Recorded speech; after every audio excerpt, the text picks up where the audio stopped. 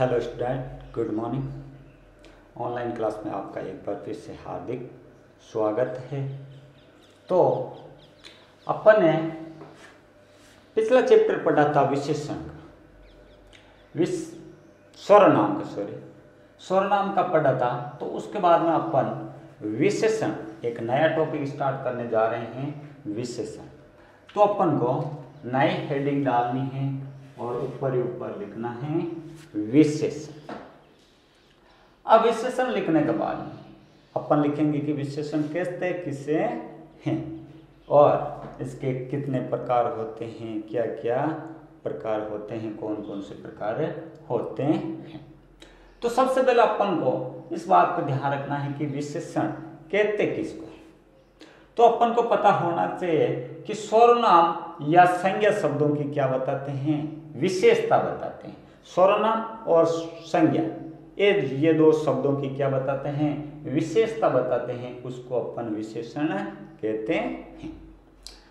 अब इसकी परिभाषा देखिए, तो अपन को नहीं लिखना है विशेषण की परिभाषा और नीचे अंडरलाइन कर लेनी है और उसके सामने तीर का निशान लगाकर उसके आगे उसकी परिभाषा लिखनी है।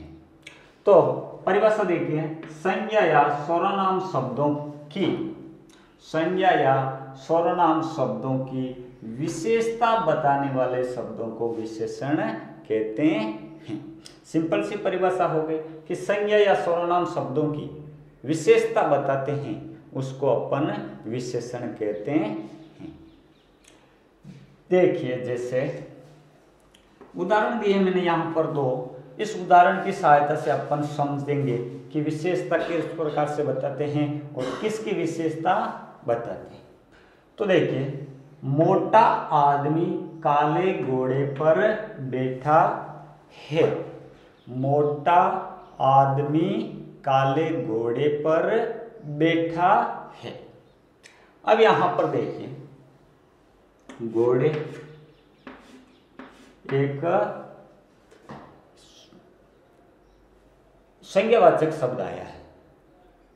अब घोड़े की विशेषता कौन बता रहा है, ये देखिए, घोड़े की विशेषता बता रहा है काले। एक आदमी मोटा है और वह किस पर बैठा है, काले घोड़े पर बैठा है। तो घोड़े की क्या बताता है, विशेषता बताता है कि किस प्रकार का घोड़ा है।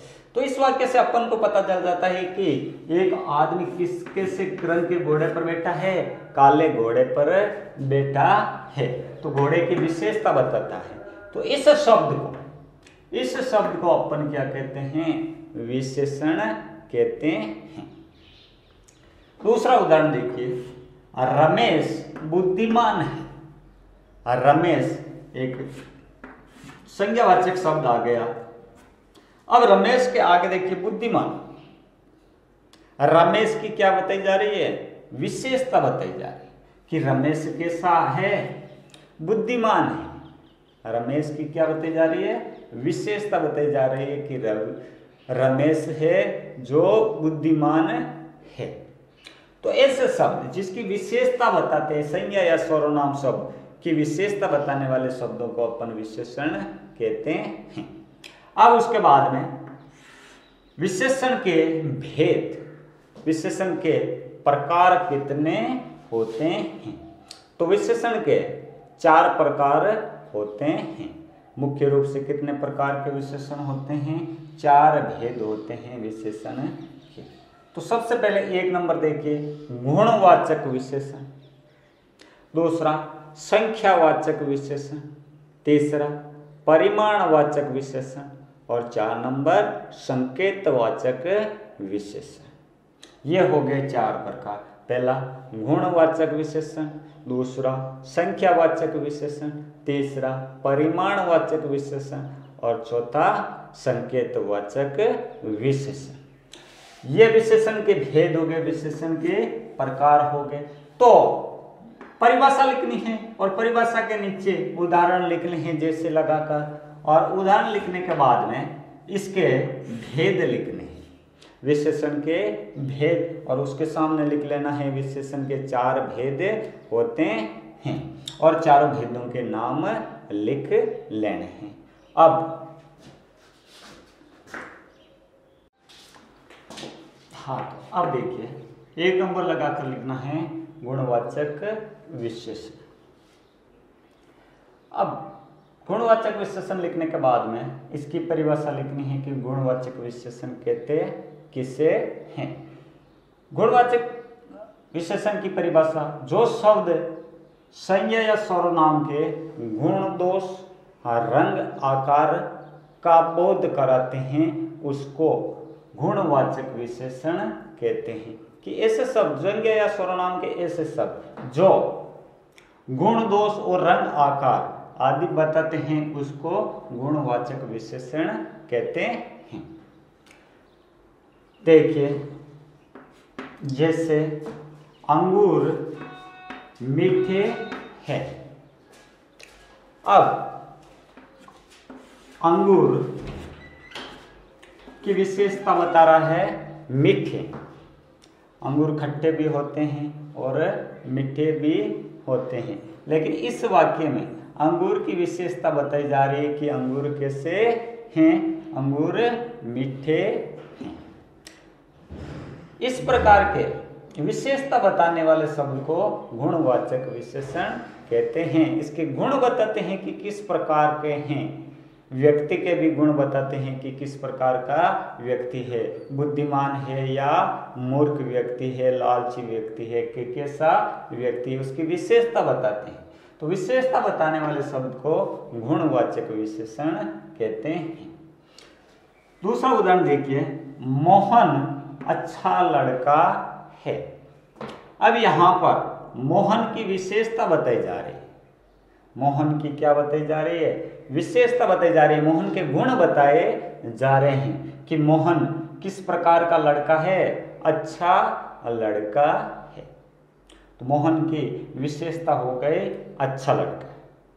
तो इस प्रकार के जो उसके गुण बताते हैं वह होता है गुणवाचक विशेषण। एक उदाहरण और देखिए, मेरी गाय सफेद है। यहां पर गाय की क्या बताई जा रही है? विशेषता बताई जा रही है, उसका रंग बताया जा रहा है। किस प्रकार का? सफेद। गाय का रंग किस प्रकार का है? सफेद है। तो गाय की क्या बताई जा रही है? विशेषता बताई जा रही है, उसके गुण बताए जा रहे हैं कि उसका रंग बताया जा रहा है किस प्रकार का है। तो ऐसे शब्द जो संज्ञा या सर्वनाम शब्द के गुण या दोष या रंग आकार के बारे में बताते हैं उसको अपन गुणवाचक विशेषण कहते हैं।